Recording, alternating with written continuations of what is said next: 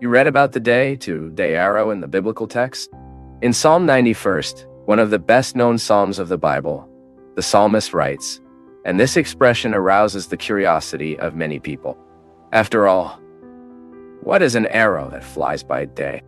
What did the psalmist mean when he used this expression? This is what we will talk about now.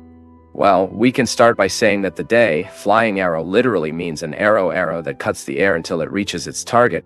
In the Bible, this expression is used in a figurative way to talk about the dangers and calamities surrounding men.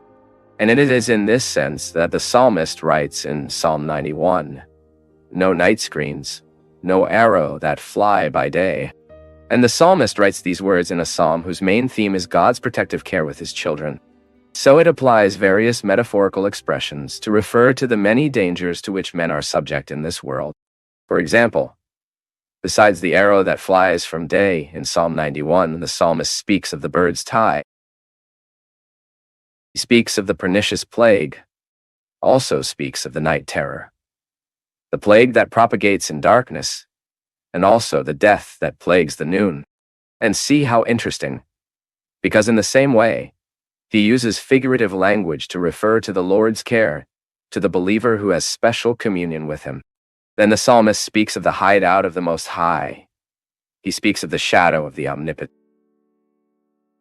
Compares the protection of the Lord to the care that a large bird has with his puppies, by covering them with his feathers and sheltering them under his wings. In verse 4, for example, the psalmist writes, and speaking specifically here from verse 5, in the expression arrow that flies by day, the word arrow translates a Hebrew term that literally means an arrow. And here scholars are divided as to the meaning intended by the biblical writer by applying that word to the arrow sentence that I will adhere. Why? Because some believe that the bottom cloth used for the psalmist was the battlefield. If this is correct, then the psalmist used this literal background and applied it figuratively to talk about the conflicts of men's lives, such as wars, for example. And as arrows thrown, these conflicts can cause much damage. But the believer who trusts the Lord has nothing to fear. Other scholars believe that the psalmist used this sentence, a day arrow, to refers again in a figurative way to the danger of the pestilences that plague men. And we know that in the old nearby, for example, some peoples used the figure of this arrow, flying weapon, to allude to the plagues. Even there is a biblical verse that poetically speaks of the pestilences sent by God as instruments of his judgment against the rebels as being thrown arrows. This verse is verse 23 of chapter 32 of the book of Deuteronomy, where the biblical text says, and what can we say about it? We can say that the two interpretations make some sense. This is because, undoubtedly, the arrows dealt great damage to a battlefield. Unlike other weapons, they were fired long range and were so fast that someone could hardly escape them. And likewise, there are also many ills and pestilences that come to men. Why? Because both wars and pests often cause great suffering and loss to humanity.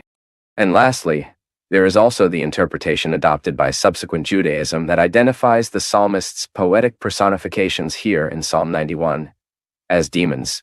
So some Jewish interpreters, especially from a more mystical branch of Judaism, say that the day arrow is a demon flying like an arrow, and others say it is the angel of death when sent during the day.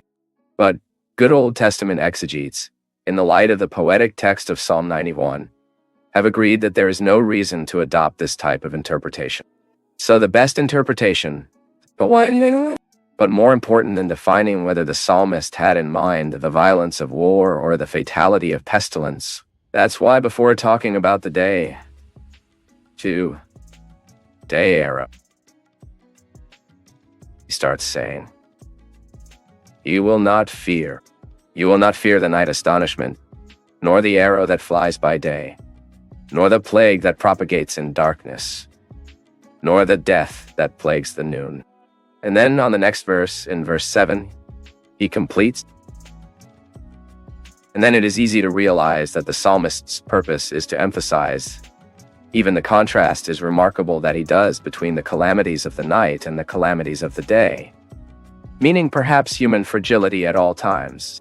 Note that he talks about the night astonishment, that he talks about the plague that propagates in darkness, and also about the day-to-day arrow and the midwaysel's mortality. That is, men can be taken by fear, either during the day or at night. But the good news is that the one who dwells in the hiding place of the Most High, that is, the one who houses himself in God and places all his trust in him, is never ruined by fear. And why? Because he knows that there are no evils that can cross the shield of the Almighty God. Obviously, this does not mean that the believer will be particularly free from any calamity on this earth. No, that's not the teaching here. God's servants godly know very well what it is to suffer, for they understand that they are pilgrims in this world, and that here, in fact, it is often a place of distress. But God's promise for your faithful people is that nothing that can really cause you harm to you. As for the afflictions and pains of this life, all these things contribute to the greatest good of the servant of God. And if suffering in this world is large, the greater the reward of glory in eternity.